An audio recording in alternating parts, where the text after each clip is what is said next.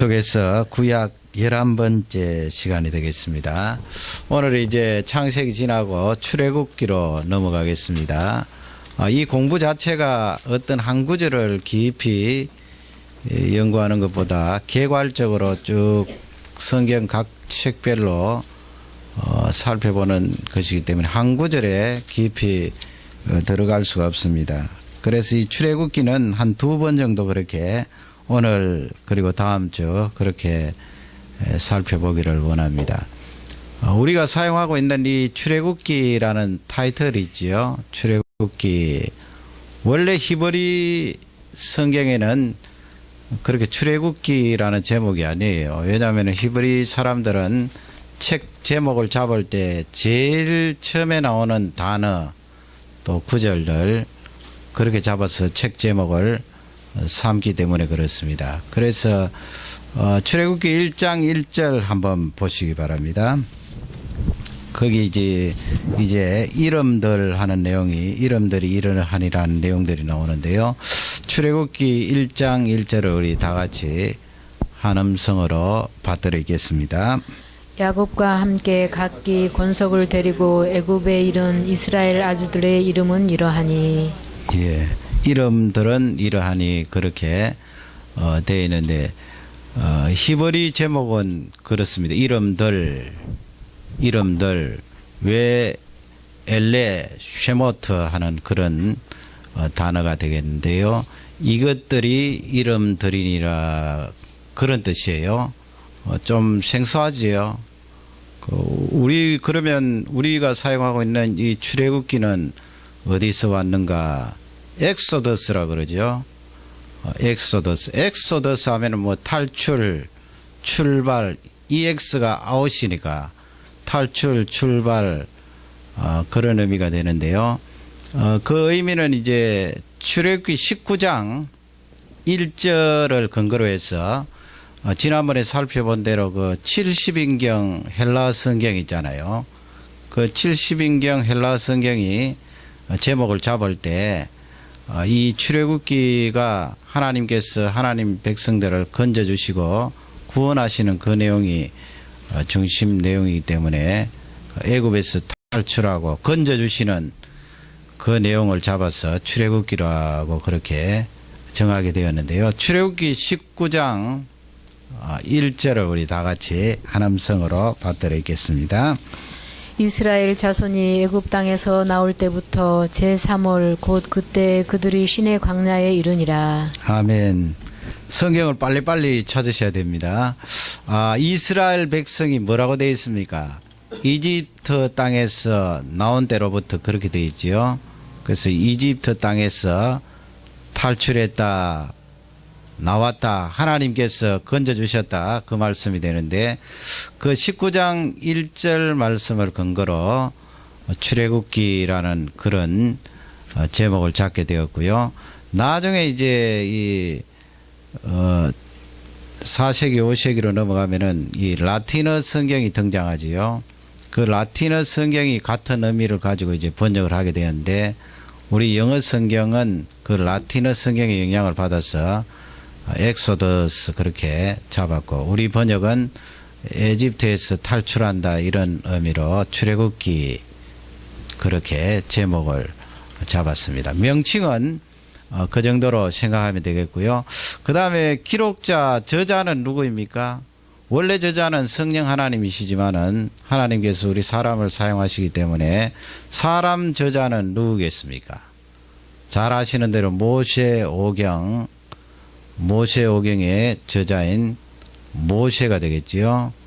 출애굽기가 모세오경에 들어가기 때문에 그렇습니다. 그러면 그 근거가 있습니까? 우리 예수님께서 이 세상에 오셔서 모세가 이 출애굽기를 기록한 것을 말씀하셨는데요. 예수님이 그렇게 말씀하시면 그건 100% 아니에요.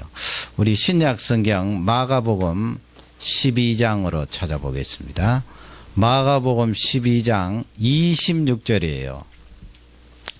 마가복음 12장 26절을 예수님께서 말씀하시면서 이 출애굽기 3장 2절에서 5절 사이에 나오는 말씀을 인용하시면서 요약하시면서 거기 이 모세가 출애굽기의 저자임을 간접적으로 예수님이 밝히고 계세요. 우리 다 같이 마가복음 12장 26절을 한 음성으로 읽겠습니다.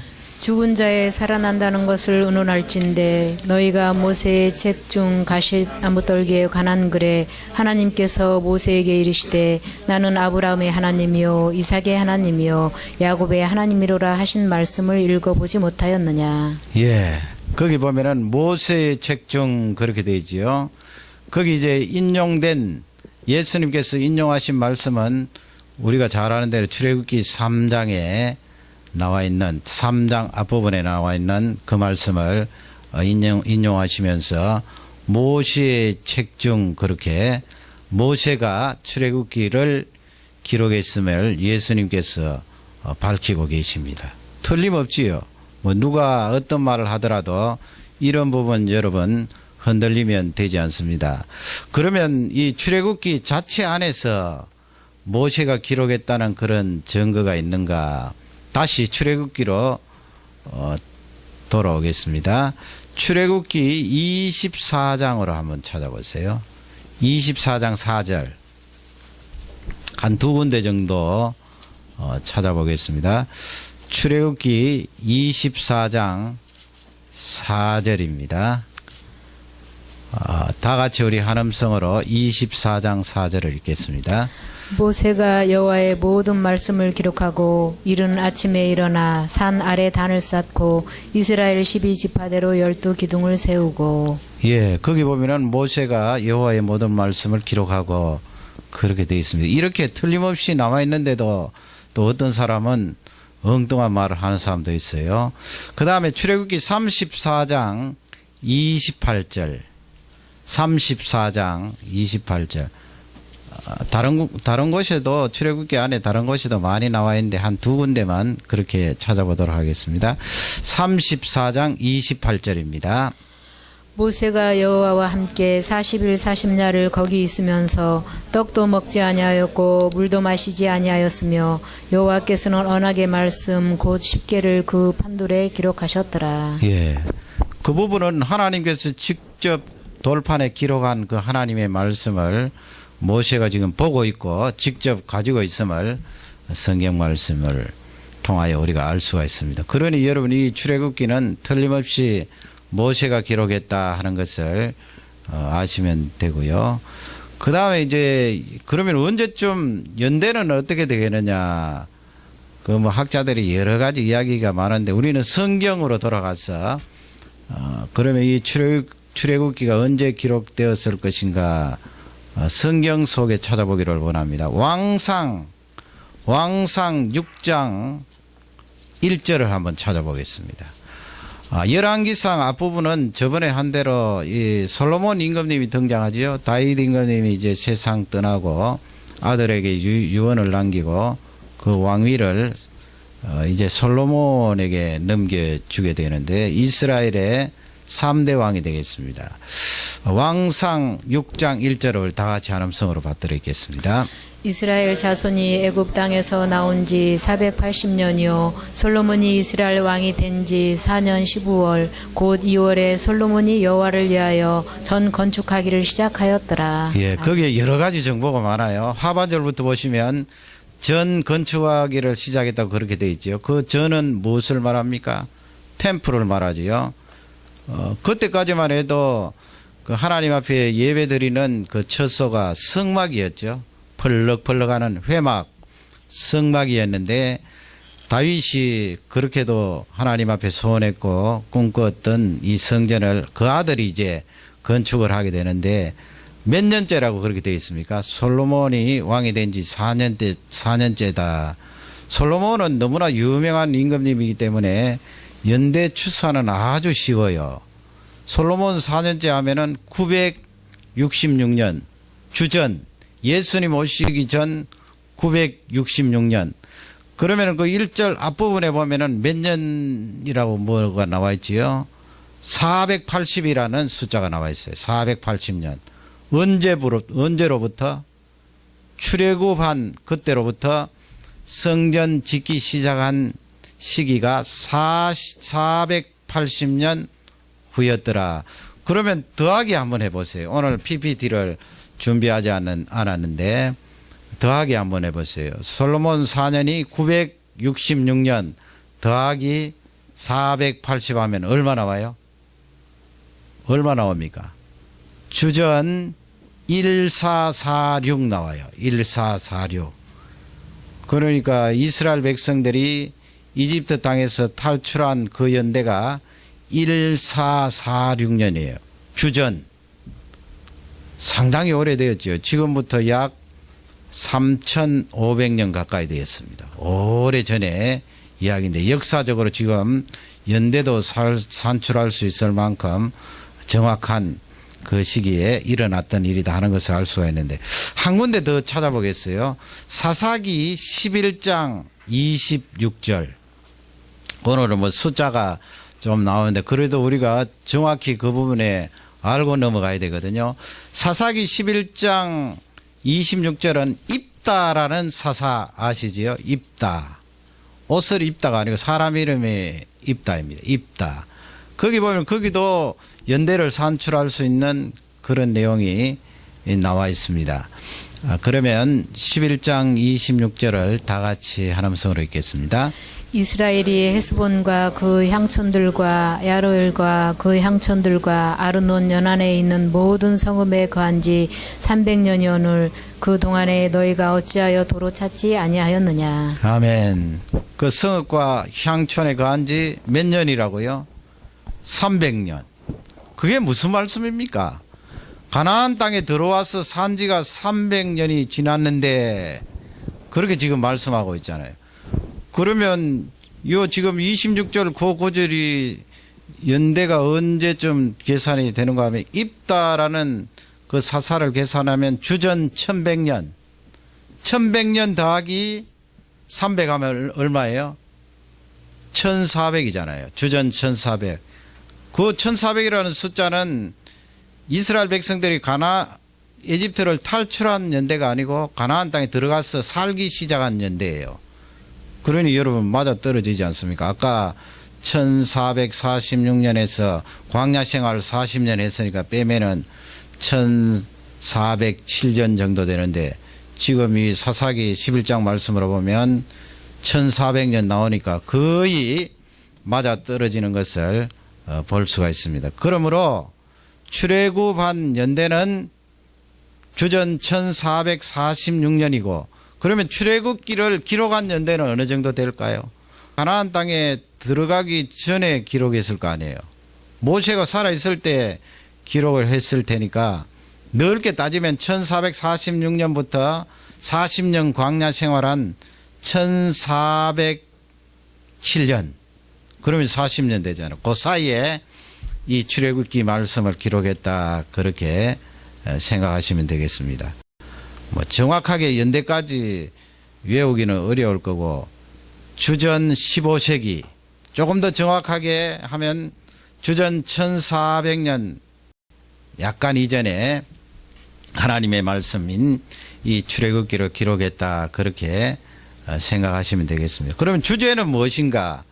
하나님께서 우리에게 이스라엘 백성들에게 출애굽기를 주신 주제는 하나님의 백성을 구속하시는 그 내용이에요. 의문사로 바꾸면 어떻게 하나님의 백성을 건져주시나 구속하시나 그건 여러분 구약시대의 이스라엘 백성들에게만 해당되는 것이 아니고 신약에 사는 우리 모두에게 같이 영적인 원리로 적용이 될 수 있는 것입니다. 하나님께서 나를 어떻게 섭리하셔서 구원해 주셨는가 그것을 이 출애굽기를 통해서 알 수 있다는 귀한 말씀이 되겠습니다. 그러면 이 출애굽기의 내용을 크게 세 가지로 그렇게 나눌 수가 있거든요. 1장에서 6장은 하나님께서 우리를 구속하시는데 한 단어로 바꾸라 그러면 출애굽기의 중심 주제는 구속이에요. 구속. 뭐 체포해서 감금하는 구속이 아니고요. 우리를 건져주시는 구원하시는 구속이 중심 주제예요. 그러면 1장에서 6장 사이는 우리를 구속하시기 위하여서 준비하셔요. 하나님께서. 그냥 급작스럽게 하루아침에 생각하셔서 이스라엘 백성들이나 우리를 건져주시는 것이 아니고요. 차근차근 그렇게 역사가 흘러감에 따라 하나님께서 준비하시는 그 내용을 볼 수가 있습니다. 이런 내용을 보면서 뭐 설교 준비라든지 또 우리가 예배 준비라든지 준비하는 일이 반드시 있어야 되겠구나, 그렇게 한번 생각을 해보았는데요. 이 설교도 그렇지 않습니까? 준비 없이 그냥 무턱대고 나오면 하나님께서 설교자에게 성령의 감동으로 막 입을 열어서 말씀이 쏟아 나오게 하지 않을까? 절대로 그렇지 않습니다. 그런 경우는 일생에 몇 번 있을까 말까예요. 반드시 하나님께서 설교자에게 요구하시는 것은 준비하는 그런 단계를 요구하세요. 그 사실은 보통 일이 아니거든요. 그리고 우리에게 요구하시는 것은 이 예배도 마찬가지죠. 예배도 미리 하루 전, 이틀 전 마음으로 준비하고 쭉 준비해서 예배에 들어오는 것이 좋고요.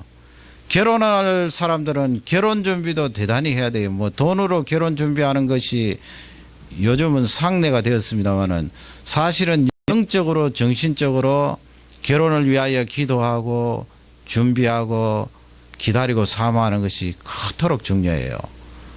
공부하는 것도 마찬가지죠. 공부하는 것도 하루 시작할 때 준비 없이 그냥 불이 나게 학교 다가가면은 옳게 공부가 되겠습니까? 우리 하나님께서 우리에게 주시는 그런 삶의 원리들은 하나님께서 직접 그렇게 하시기 때문에 우리가 그것을 적용하고 본받을 필요가 있습니다. 하나님 백성들을 구속하시는데 그 능력 많으신 하나님께서 차근차근 준비하세요. 그것이 1장에서 6장이고 그 다음에 7장에서 18장 말씀은 실제적으로 준비하셨던 하나님께서 하나님의 백성을 건져주세요. 구속이 나오죠. 구속. 그리고 19장부터 마지막 40장까지는 구속함을 받은 하나님의 백성들이 축복된 삶을 살 수 있도록 그렇게 길을 열어주세요. 축복된 삶이에요. 그래서 이 세 가지로 크게 출애굽기를 나누어 볼 수가 있는데 오늘은 그 앞쪽에 한 가지 하고 다음 시간에 두 번째, 세 번째 그렇게 하도록 하겠습니다. 하나님께서 우리를 구속하시기 위하여 어떻게 준비하셨는가? 그 준비하신 내용 첫 번째는 안정과 고난이에요. 출애굽기 1장 말씀을 다 같이 열어보겠습니다. 안정과 고난입니다. 뭐 우리가 생각할 때 하나님 아버지, 하나님의 자녀들인데 늘 안정 속에 우리를 구속하시고 그 축복된 길로 인도하시면 얼마나 좋습니까? 그렇게 우리가 생각할 수가 있는데 성경 말씀은 안정과 고난 속에 우리를 준비시키시고 결국은 구속하신다는 그 내용이 나와 있어요. 1장 7절을 우리 다 같이 받들어 있겠습니다. 이스라엘 자손은 생육이 중다하고 번식하고 창성하고 심히 강대하여 온 땅에 가득하게 되었더라. 예. 그 7절 말씀은 안정 아니에요.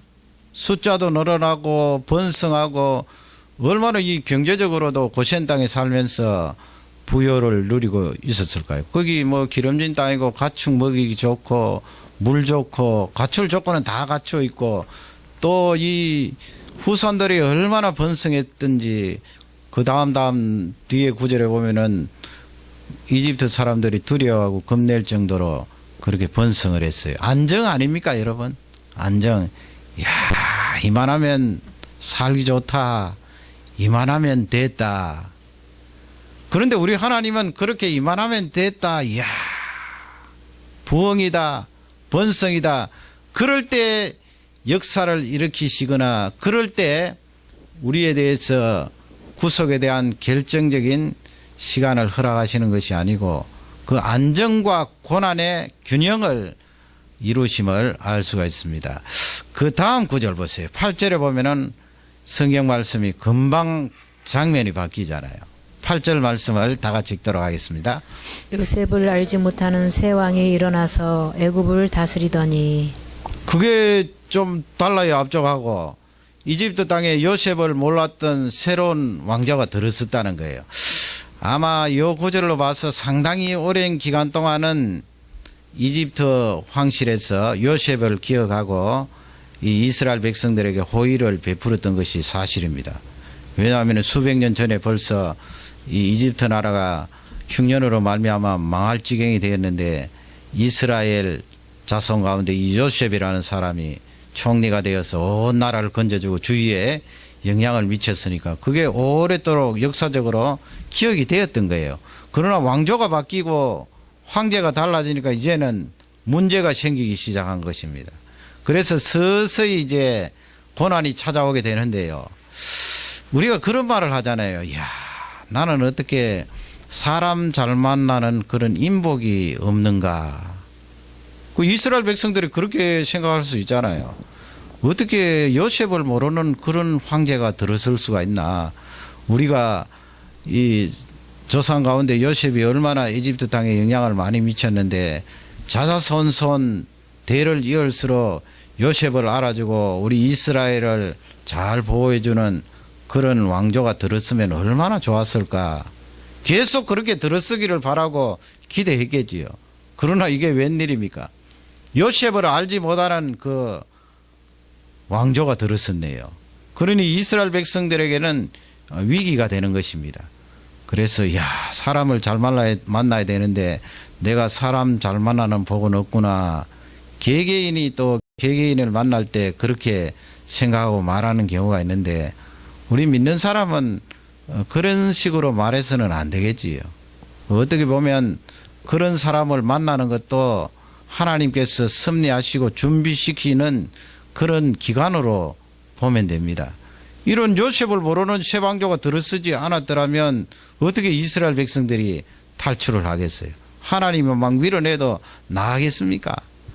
그렇게 고생을 시키고 종살이를 하면서도 이집트 땅 빠져나갈 때 나가기를 싫어하고 나갔어도 돌아가자 이야기했는데 평안히 살고 너희들은 요셉의 후손이기 때문에 자자손손 만수를 누리면서 이 고센 땅에서 영화를 누리라.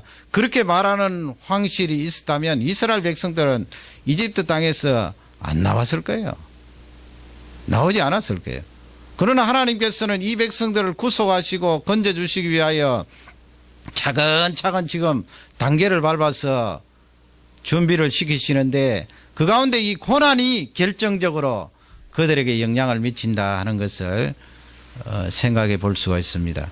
그러므로 여러분 우리가 자초해서 고난을 맞아들일 필요는 없지만은 자연스럽게 다가오는 그 고난은 늘 하나님의 섭리를 생각하면서 하나님께서 나를 준비시키시는구나 그렇게 생각하시고 하나님의 그 은혜와 구원하심에 위로를 얻으시기를 바랍니다.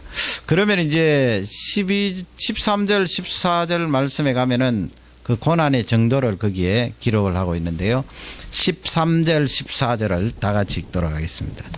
이스라엘 자손의 역사를 엄하게 하여 고역으로 그들의 생활을 괴롭게 하니 곧 흙 이기기와 벽돌 굽기와 농사의 여러 가지 일이라.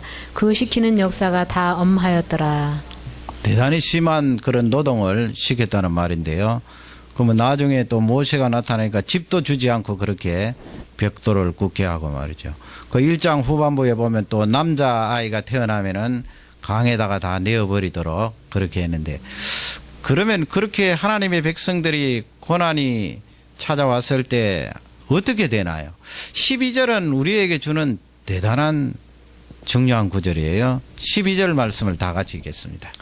그러나 학대를 받을수록 더욱 번식하고 창성하니 애굽 사람이 이스라엘 자손을 인하여 근심하여. 예.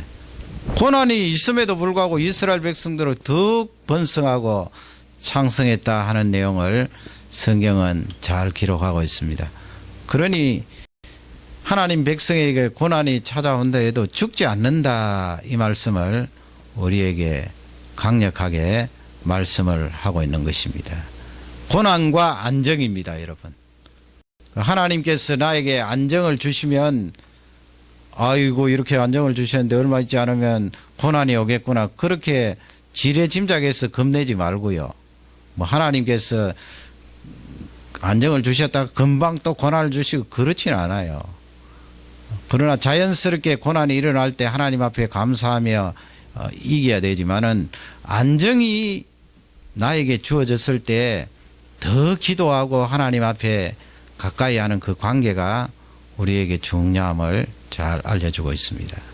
고난과 안정에 대해서 하나님께서 준비하는 기간 중에 섭리를 하셨고요. 그 다음에 이제 두 번째로 살펴볼 것은 하나님 자신에 대해서 드러내 주세요. 준비를 하실 때 하나님 자신이 어떠신 분인가 그것을 나타내 주시는데 3장으로 한번 가보겠습니다. 3장 2절 3절을 다 같이 읽도록 하겠습니다. 3장 2절 3절 연달아 읽겠습니다. 여호와의 사자가 떨기나무 불꽃 가운데서 그에게 나타나시니라. 그가 보니 떨기나무에 불이 붙었으나 사라지지 아니하는지라. 이에 가로되 내가 돌이켜 가서 이 큰 광경을 보리라. 떨기나무가 어찌하여 타지 아니하는고 하는 동시에. 예, 떨기나무는 이스라엘 백성들의 지금 상황을 고난의 상황을 말씀한다고 합니다. 거기에 불이 활활 붙어서 타고 있는데 그러나 그 불이 떨기나무를 태우지는 않았다. 사라지지 않았다. 이 말씀인데요. 하나님께서 떨기나무가 불이 붙어도 사라지지 않도록 하신 것은 하나님을 나타내시기 위해서죠.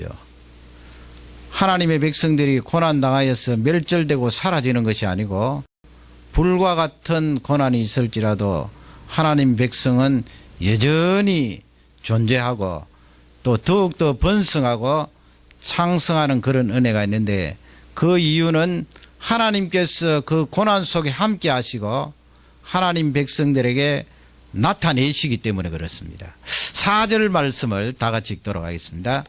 여호와께서 그가 보려고 돌이켜 오는 것을 보신지라. 하나님이 떨기나무 가운데서 그를 불러 가라사대 모세야 모세야 하시매 그가 가로되 내가 여기 있나이다. 아멘.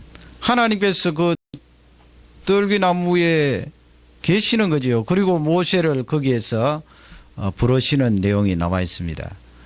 하나님의 백성들을 구원하시고 살리시기 위하여서 고난 중에 있는 그들에게 나 몰라라 하시고 멀리 가 계신 것이 아니고 실제 그 고난 속에 같이 계시면서 우리를 부르시는 그 하나님을 찬양합니다. 6절에 가면은 하나님께서 이제 이 모세에게 조상으로 거슬러 올라가서 하나님에 대해서 드러내시고 계십니다. 6절 말씀을 다 같이 읽겠습니다. 또 이르시되 나는 내 조상의 하나님이니 아브라함의 하나님 이삭의 하나님 야곱의 하나님이니라. 모세가 하나님 배웁기를 두려워하여 얼굴을 가리우매. 아멘. 과거를 거슬러 올라가서 모세의 조상인 아브라함 이삭 야곱을 하나님께서 말씀하시면서 그 조상들의 하나님이요 그리고 지금 현재 너의 하나님이요 그리고 아까 마가복음 12장 26절 읽지 않았습니까? 부활에 대해서 예수님께서 말씀하실 때 그 미래, 과거에 계셨던 아브라함 때 계셨던 그 하나님이 현재의 모세 때도 계시고 나중에 또 부활할 때 미래의 그때도 하나님 백성들과 함께 하시는 그 하나님. 그러므로 하나님께서 우리를 구속하시기 위하여 준비하실 때 그분은 어떤 분이십니까? 과거에도 계셨던 하나님이고 나의 과거뿐만 아니고 내 이 패밀리 트리 내 가정의 모든 과거의 일 과거의 조상들과 함께도 계셨고 지금 현재 나와도 계시고 미래에 나를 구속해 주시고 은혜를 베풀어 주실 그 현장에도 하나님이 계신다는 것을 우리에게 잘 나타내 주고 있습니다. 하나님의 나타내심은 나를 구속하시기 위한 그런 준비입니다. 여러분이 이렇게 이민 생활하시고 또 어려운 일들을 맞이할 때가 있을 텐데 절대로 낙심하거나 좌절하지 마시기 바랍니다. 하나님은 과거에도 계셨고 지금 현재도 함께 하시고 미래에도 그 은혜로 우리에게 복을 주시는 하나님을 찬양합니다. 마지막 세 번째로 이제 살펴볼 것은 하나님께서 우리를 구속하시기 위하여서 준비하실 때 사람을 세우신다는 거예요. 그것이 이 1장에서 6장 사이에 잘 나와 있는데 특히 3장 8절에서 10절 사이에 잘 나와 있습니다. 먼저 3장 8. 내가 내려와서 그들을 애굽인의 손에서 건져내고 그들을 그 땅에서 인도하여 아름답고 광대한 땅 젖과 꿀이 흐르는 땅 곧 가나안 족속, 헷 족속, 아모리 족속, 브리스 족속, 히위 족속, 여부수 족속의 지방에 이르려 하노라. 아멘. 젖과 꿀이 흐르는 땅으로 너희들을 인도하겠다는 말씀이죠.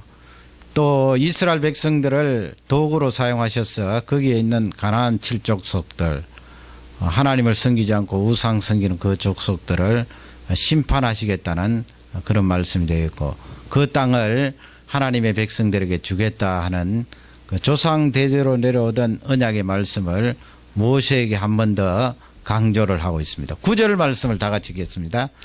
이제 이스라엘 자손의 부르짖음이 내게 달하고 애굽 사람이 그들을 괴롭게 하는 학대도 내가 보았으니. 예, 하나님께서 다 보시고 아신다는 말씀이죠.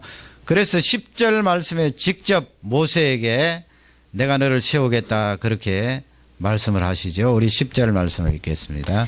이제 내가 너를 바로에게 보내어 너로 내 백성 이스라엘 자손을 애굽에서 인도하여 내게 하리라. 아멘. 하나님께서 역사를 이루시고 하나님 백성들을 건지시고 구원하시는데 하나님 혼자 하시지 않고 이 사람을 세우신다는 거예요. 그래서 이 모세라는 사람이 아주 고난의 깊은 어두움이 있는 그 이집트 땅에 태어나게 하신 거 아니에요. 그 황제의 말대로 하면 모세는 물속에 들어가서 어린 아기 때 죽었어야 될 사람인데 그런 하나님께서 그를 세우시기 위하여서 그 어려운 와중에 그를 보존해 주시고 둑이 어떻게 됐습니까? 이집트 황실에 들어가서 스데반 집사님 사도행전 7장 말씀에 가면은 이 이집트 학문을 통달한 사람이 모세예요. 이집트에 대해서는 박사겠지요. 그 선진 그때 당시만 해도 선진 그런 문명과 학문을 가지고 있는 그 대제국 이집트의 왕자로서 거기에서 40년 동안 훈련을 받고 그렇게 하나님께서 훈련을 받게 하신 것은 이 사람을 세워서 이스라엘 백성들을 구속해 하시는데 귀한 도구로 사용하시기 위하여 세우신 것입니다. 그러니 여러분 이 말씀은 영적인 원리가 우리에게 동일하게 적용되는 것입니다. 설사 모세와 같이 큰 일은 하지 않을지라도 또 그런 큰 일을 할 수 있는 사람도 있겠지요. 어떤 영역 어떤 분야에서든지 하나님께서 나를 세우셔서 하나님께서 이루실 그 일들을 이룬다는 것입니다.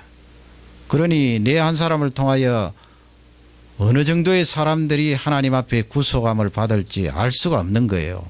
자부심을 가지고 믿음을 가지고 용기를 가지고 이 세상을 살아가시기 바랍니다. 내가 그냥 아무런 목적 없이 이 세상에 태어난 존재가 아니고 하나님께서 나를 세우셔요. 그래서 계속해서 준비시키시고 훈련시키시고 나를 단련하시는 것입니다. 그러나 우리 사람들은 또 너무 어려움이 자꾸 겹치고 하면은 낙담하게 되고 간혹 또 하나님을 원망하게 되고 경건 생활도 또 놓아버리고 그런 경우가 있는데 이 모세를 바라보면서 하나님께서 나를 훈련시키시고 준비시키시는구나 그것을 꼭 잊지 마시고 나를 통하여 수없이 많은 인생들이 출애굽을 체험하고 하나님 앞으로 나아가서 가나안 땅에 입성하는 그런 일이 일어나리라 확신하면서 늘 믿음으로 승리하시기를 주님의 이름으로 축원합니다. 우리 다 같이 기도하겠습니다. 말씀을 생각하면서 기도하겠습니다.